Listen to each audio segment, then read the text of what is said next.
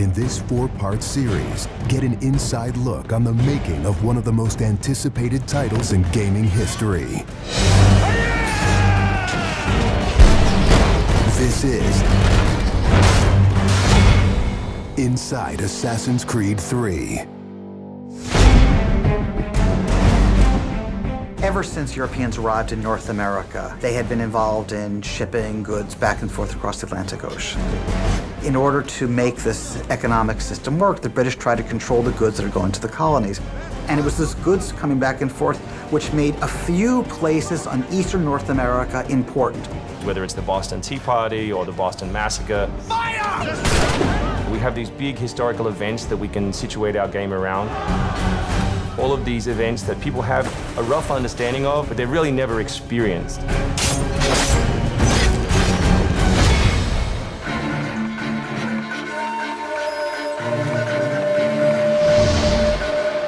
We had to go back and get our historian to find us accurate maps from the era of what Boston and New York looked like. These are actual replicas of the cities. If you're familiar with those cities, you should have that sort of eerie feeling of finding familiar sights. We really wanted to push the animations and just make it look like it's a real living world. As you walk through the crowd, you'll also see animals in the streets. They'd have a pig, they just clip his ear in a certain way, and they'd let him go in the street. And then he'd eat garbage, and then when it was time to eat the pig, you'd go and find your pig, and you'd slaughter it and eat your pig. We've got a lot of new ingredients that just bring a new, fresh feeling to the gameplay inside of the cities.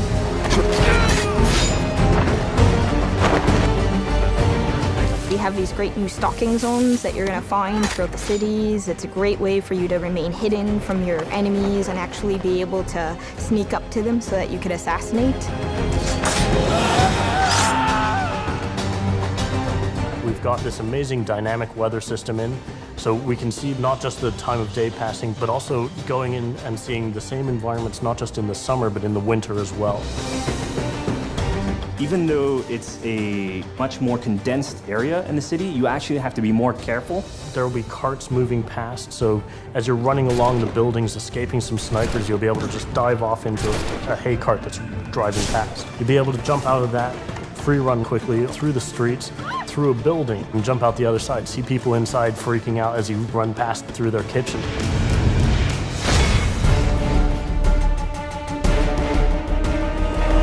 Living on the frontier was extremely difficult. Not only did you have harsh winters, cold, freezing temperatures, in the summer you had heat, humidity, so it was a gamble every year that you were out on the frontier, whether you're going to make it or not. For ACIII, the biggest difference is just having access to the frontier. So this huge wilderness area that you can sort of explore at your own pace. It's a forest, the navigation in a very new environment, in a very organic environment as well. In the frontier, you'll be able to navigate through deep snow, but also snow does impact your gameplay. It will slow down you as well as your enemies. Once we decided that we were going to build the frontier, we realized obviously we need to populate that area. So animals became a very big deal. We have over 24 different species of animals in the game. There's an entire hunting loop that you can engage in. Whenever you're building elements such as animals, you're halfway trying to be real and halfway trying to fulfill that fantasy of what people expect.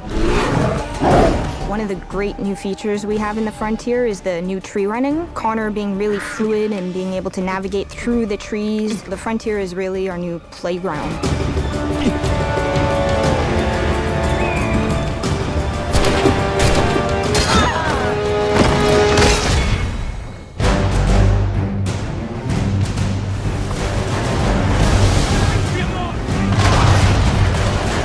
This war at sea was truly a global war and involved not only the British, but the French and the Spanish and the Dutch. Naval engagement of that period was all about closing the distance. Boarding is the end game. You've got to be able to close with the enemy, get alongside, then get on board to steal his ship. You want to take that ship intact if you can, because that's where you get your prize. The prize is whatever is on that ship that you want. Naval warfare was absolutely decisive to success in the American Revolution. Commerce comes by sea, at the same time invaders come by sea. You control the sea and you control the conflict. It's a huge part of the historical period. The revolution is won pretty much at Yorktown by a blockade of ships. You know, we can't ignore this part of the history. This is critical. this is something that we have to do. We started a whole team up just to specifically focus on the naval experience.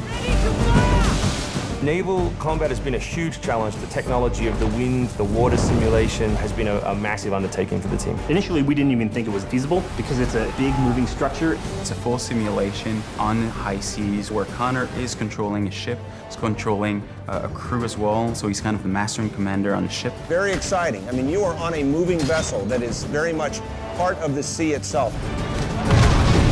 This is something that we wanted to engage in and build for the game. That was a huge challenge that we set ourselves and actually turned out pretty good.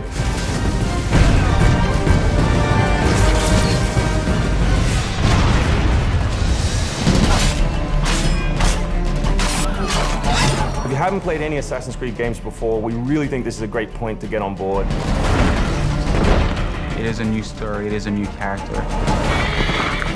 This team is full of people who love making Assassin's Creed, who are delivering just an astoundingly polished and fun experience. As a creator, nothing gets better. To be frank, it just looks great. Seeing all of this coming together at the end, it's amazing. For new fans, really, this is about as good as it gets. It's by far the biggest and best Assassins yet.